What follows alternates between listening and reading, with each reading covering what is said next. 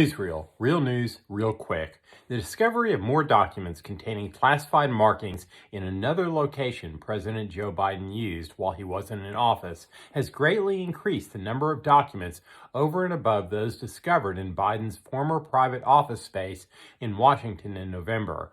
The White House refuses to discuss the serious allegations which the Department of Justice is investigating. Former CIA and NSA contractor turned whistleblower Edward Snowden spoke out on Wednesday about President Biden's use of and possession of classified documents when Biden wasn't in the U.S. government. Snowden said, quote, "The real scandal isn't that Biden had classified documents coming out of his socks, because sadly they've all been doing that. The scandal is that the DOJ found out about it a week prior to the midterm elections and chose to suppress the story, conferring a partisan advantage," unquote.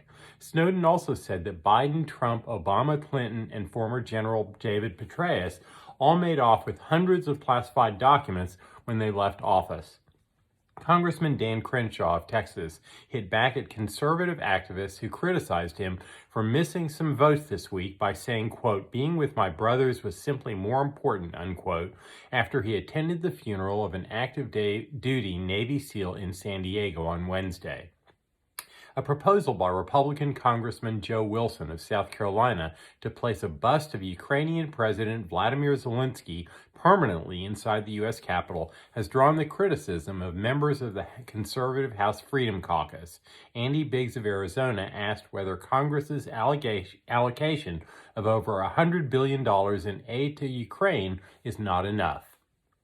El Salvador, which became the first country in the world to recognize Bitcoin as a legal tender 2 years ago, has approved a law that would regulate the issuance of other digital assets by both the state and private entities and allow them also to become legal tender.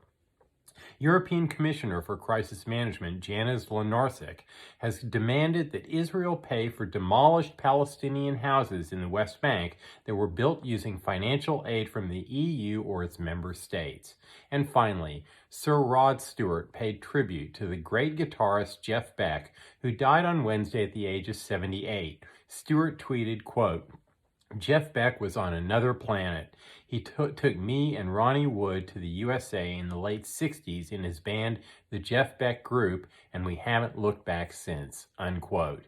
And that's the way the world is. See you next time.